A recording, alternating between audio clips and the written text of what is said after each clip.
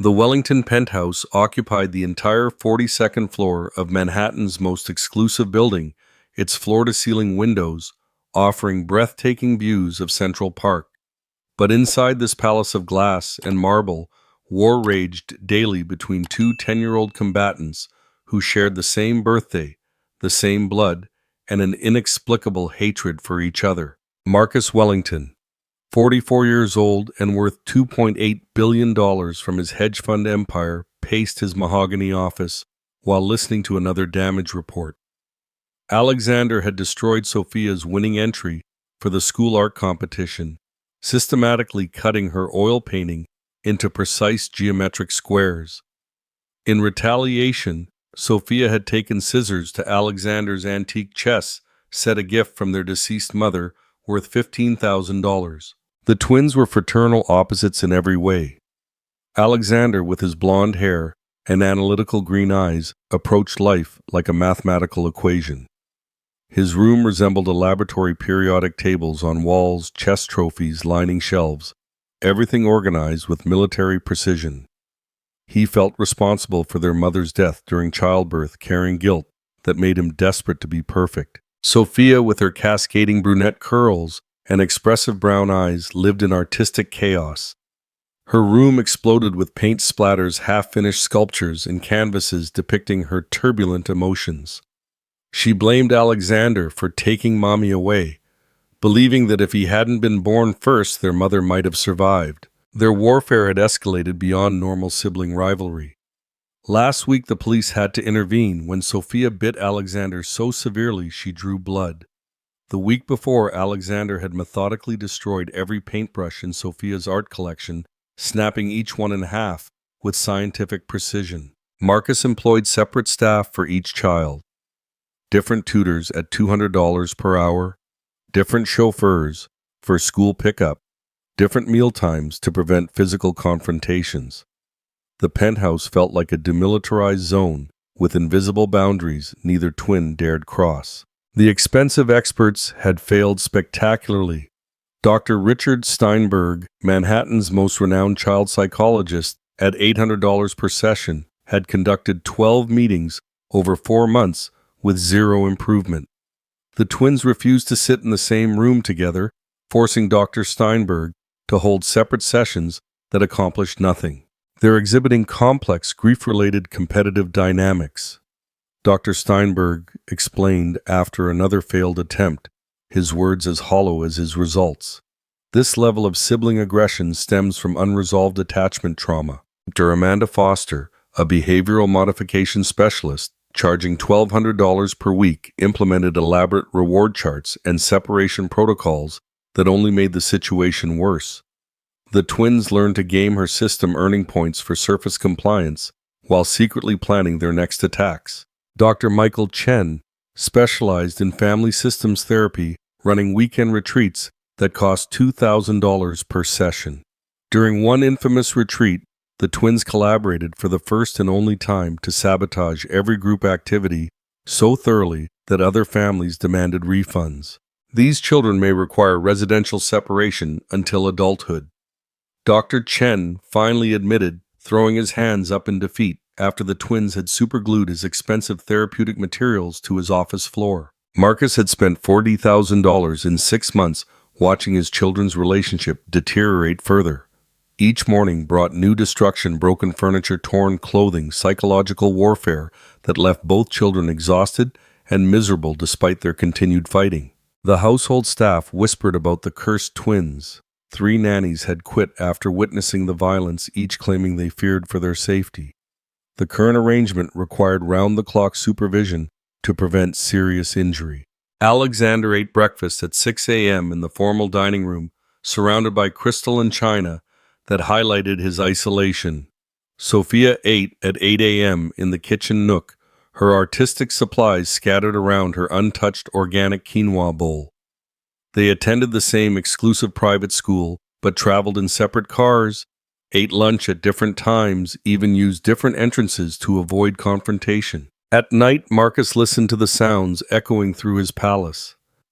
Alexander crying alone in his perfectly organized room, asking God why he had to be born, and Sophia talking to her stuffed animals about how nobody could love her because she was too bad and angry. The penthouse that should have been filled with children's laughter instead felt like a mausoleum where two broken souls existed in parallel universes of pain and loneliness. That's when Grace Johnson arrived. Grace was 48 years old, originally from rural North Carolina, with 20 years of housekeeping experience for wealthy families.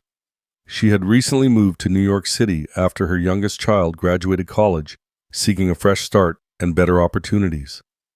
A single mother who had successfully raised 4 children on a tobacco farm, she now had 8 grandchildren who called her every Sunday without fail. The agency recommended Grace not for her experience with troubled children, but for her impeccable references and her ability to maintain luxury homes. Marcus needed someone who could clean around his children's destruction without getting emotionally involved in their psychological warfare. On Grace's first morning, she arrived at 5 a.m. to begin her duties. As she moved through the commercial-grade kitchen, familiarizing herself with the sub-zero appliances and marble surfaces, she witnessed a battle that would have sent most people running. Alexander, wearing his blue Superman pajamas, threw his crystal juice glass across the dining room, shattering it against the mahogany wall. Sophia, in her gray Spider-Man t-shirt, retaliated by pouring orange juice across his advanced calculus homework work that would take hours to recreate. "Just clean around them," Marcus warned Grace during their brief morning meeting, his voice heavy with resignation. "Don't get involved. Nothing works with these two. The experts say it's better to let them exhaust themselves." But Grace had raised 4 children and helped care for 8 grandchildren. She understood something the experts seemed to miss. Sometimes the loudest fighting comes from the deepest longing to connect. Grace spent her first week observing patterns that expensive therapists had missed. Alexander's destructive episodes always followed moments when Sophia received artistic praise. Sophia's retaliation came whenever Alexander earned academic recognition. Both children were desperately lonely, despite living in the same home, each craving the connection they were destroying. During quiet cleaning moments, Grace noticed details others overlooked. Alexander's room contained every academic achievement possible, trophies, medals, certificates from math competitions, but no evidence of friendship or joy. His desk held multiple chess sets, but no opponent to play with. His bookshelf overflowed with advanced textbooks, but no stories that fed his imagination. Sophia's room exploded with creative energy channeled into angry themes. Her paintings depicted isolated figures, stormy skies, and broken objects. Her sculptures showed twisted shapes that seemed to scream with frustration. Despite her artistic talent, every piece reflected the loneliness that consumed her young heart. Neither child had friends visit the penthouse. They were too ashamed of their family situation, too exhausted from their daily battles to maintain relationships outside their war zone. Grace overheard Alexander late one night crying into his pillow. "I wish I was never born. Then Sophia wouldn't hurt so much, and Daddy wouldn't be so sad." 3 doors down, Sophia confided to her stuffed elephant, "Nobody can love me because I'm too bad and angry. Even Alexander hates me, and we're supposed to be twins." During the second week, a major battle erupted over breakfast. Sophia had accidentally knocked over Alexander's science project, a complex model of molecular structures that had taken him 3 weeks to build. Alexander retaliated by putting paint in Sophia's favorite shampoo, turning her hair green for picture day at school. Both children were grounded to separate floors of the penthouse, forbidden from family dinner, and forced to eat alone in their rooms. Grace found them that evening, each sitting in isolation, with untouched trays of expensive catered food, their faces streaked with tears they would never admit to shedding. "You know," Grace said quietly, while collecting Alexander's untouched dinner, "I had brothers and sisters who fought like this when I was growing up." Alexander looked up from his advanced physics textbook, his green eyes filled with desperate curiosity. "Did they hate each other forever?" Grace sat in the chair beside his bed, her presence gentle but solid. "Sometimes fighting means you care too much, not too little. When people matter to us, their opinions have the power to hurt us." Down the hall, Sophia emerged from her art studio where she had been violently painting black storms. "That's stupid. she declared, having overheard through the thin walls. I hate Alexander, and he hates me. We've always hated each other. Grace looked between the two doorways where both children now stood, each desperate to hear her response, but unwilling to admit their interest. My grandmama had a special game for siblings who fought, Grace said, her voice carrying the wisdom of generations. She used it during the Great Depression, when 8 children had to live in a 2-room house with barely enough food to survive. Both children moved closer despite themselves, their curiosity stronger than their pride. What kind of game? They asked simultaneously, then glared at each other for speaking in unison. The third week brought daily storytelling sessions during Grace's cleaning routine. She shared memories of her grandmother's childhood during the hardest times in American history, when families had nothing but each other to survive. During the Depression, my grandmama raised 8 children in a house smaller than your bathroom, Grace explained while dusting the library. No toys, no separate rooms, barely enough food. But those children never fought the way you two do. Alexander, always strategic, appeared in the doorway. How did they survive without fighting? Sophia emerged from her hiding spot behind the sofa. That's impossible. Kids always fight. Grace smiled, continuing her work, while both children unconsciously moved closer. They learned the secret mission game. Each child got a secret mission to help their sibling without getting caught. Help their sibling. Alexander's voice carried disbelief. Why would anyone want to help someone who hurts them? Because, Grace said, pausing in her dusting to look directly at both children. My grandmama discovered something amazing. When you help someone secretly, without them knowing it's you, you start to understand why they act the way they do. Sophia crossed her arms defensively. What's the point if they don't know you helped? Grace's eyes twinkled with memory. The point wasn't credit. The point was healing. If you got caught helping, the mission failed. If your sibling noticed the help, the mission failed. But if your help worked without being discovered, both children won a prize. Alexander, ever practical, wanted details. What kind of prize? Extra story at bedtime, or first choice of chores, or an extra biscuit with dinner. But the real prize was watching your sibling's face light up when something good happened to them. Sophia made a dismissive sound. That sounds boring and stupid. Grace nodded seriously. My grandmama always said it was the hardest game she ever invented. Most children couldn't handle it. The 4th week arrived with spring sunshine flooding the penthouse, and Grace decided to issue her challenge. She waited until both twins were present during their neutral time, the brief period each afternoon, when they were both in the living room, but maintaining careful distance. Too bad modern children couldn't handle a game like the secret mission, Grace said casually, while arranging fresh flowers, not looking directly at either child. Alexander's competitive nature flared immediately. We could handle any game. We're not babies. Sophia bristled with equal indignation. I'm very creative and Alexander's very smart. We could do anything those Depression kids could do. Grace continued her flower arranging, hiding her smile. This particular game requires real intelligence and creativity. Plus, you'd have to care about someone other than yourself. The twins exchanged their first non-hostile look in years, a flash of mutual offense at the suggestion they couldn't meet any challenge. Prove it, Alexander demanded, his analytical mind already working on the puzzle. 1 week of secret missions, Grace announced, finally turning to face them both. Alexander, your mission is to help Sophia with something without her knowing it's you. Sophia, your mission is to help Alexander with something without him knowing it's you. Both children started a protest, but Grace held up her hand. If I catch either of you helping, you both lose. If the other person notices and figures out who helped, you both lose. But if you both succeed in secretly helping each other for 1 full week, I'll teach you to make my grandmama's secret chocolate cake recipe. The twins looked at each other, then back at Grace, their minds racing with the complexity of the challenge. What if we don't want to help each other? Sophia asked, her voice smaller than usual. Grace's expression grew gentle but firm. Then I guess you're not as smart and creative as I thought you were. The challenge hung in the air, like a gauntlet thrown down between medieval knights.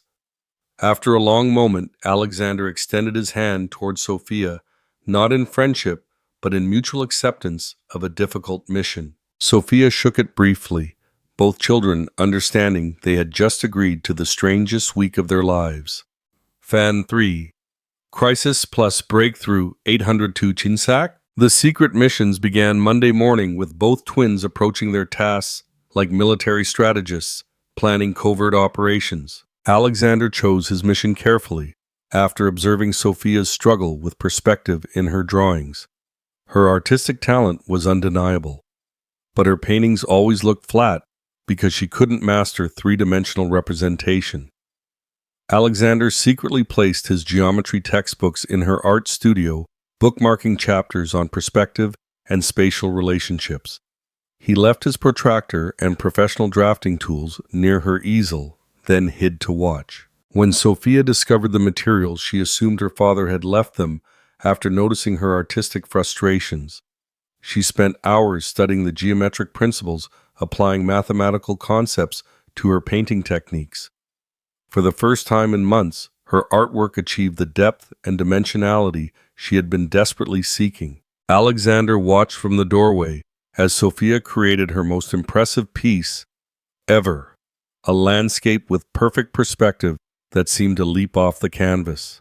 His chest filled with unexpected pride as he witnessed his sister's joy at finally mastering the technique that had eluded her. Meanwhile, Sophia had noticed Alexander's profound loneliness at school. Through careful observation, she discovered he ate lunch alone every day, had no friends, and spent recess solving math problems instead of playing.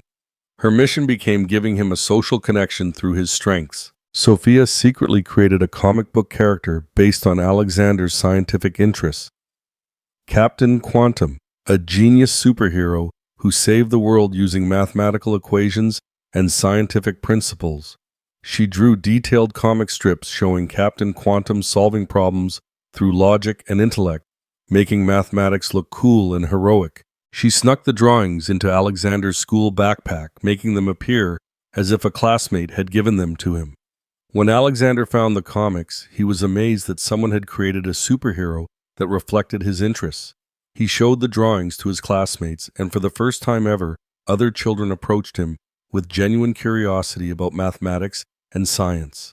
By Wednesday, both twins were experiencing something foreign concern for their siblings' happiness. Alexander found himself checking Sophia's progress with the perspective techniques, feeling genuine satisfaction when she succeeded.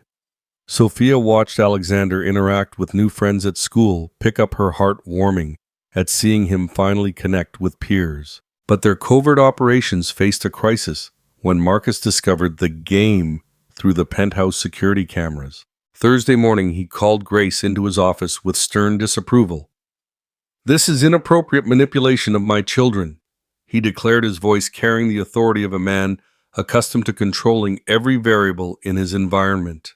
"You're making them feel guilty for their natural personalities and forcing artificial cooperation that will collapse the moment you leave." Marcus had consulted Dr. Steinberg, who warned against forced harmony that creates false emotional bonds.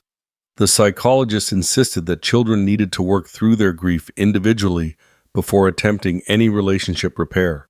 The twins must process their attachment trauma separately, Dr. Steinberg had advised. Artificial cooperation exercises will only delay their necessary individual healing. Marcus ordered Grace to stop the game immediately, threatening her employment if she continued interfering with his children's psychological development. Grace listened respectfully, then spoke with quiet conviction. "Mr. Marcus, what if they're not grieving their mother anymore? What if they're grieving each other?" Marcus looked confused. "That's ridiculous. They've never been close." "Maybe they want to be close but don't know how," Grace suggested. "Maybe all this fighting is just two children who love each other but don't have the tools to show it."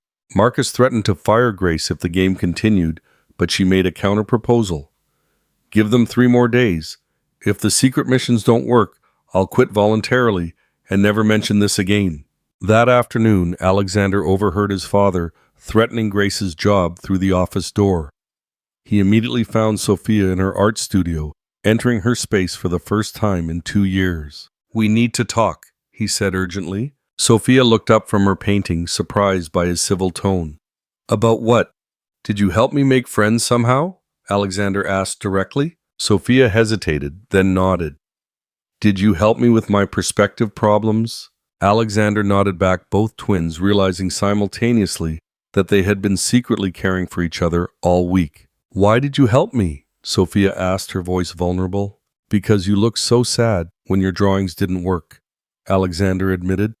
And because you're actually really talented when you're not destroying my stuff. Sophia's eyes filled with tears.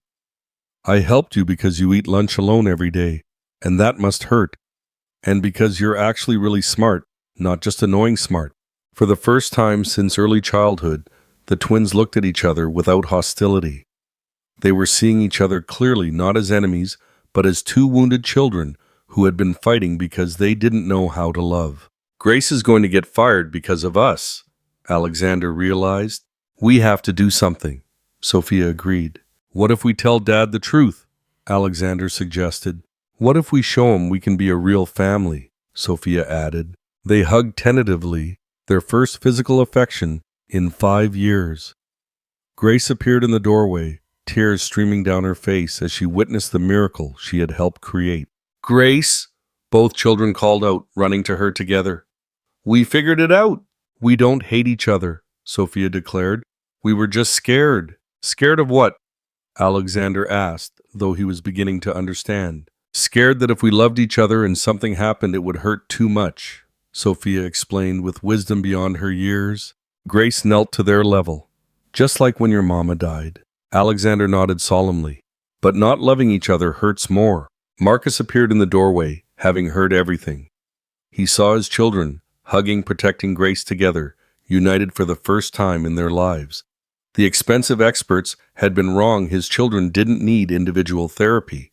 They needed each other. 6 months later, the Wellington penthouse had transformed from a battlefield into a real home filled with the sounds of collaboration and laughter. Alexander and Sophia now shared a custom-designed bedroom with bunk beds, a joint study area, and walls covered with their collaborative projects.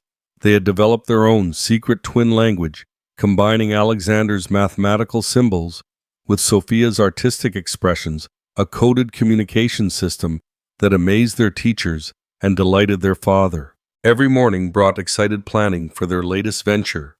Captain Quantum had evolved from Sophia's secret mission into a full comic book series they created together. Alexander wrote scientifically accurate storylines, while Sophia provided stunning illustrations.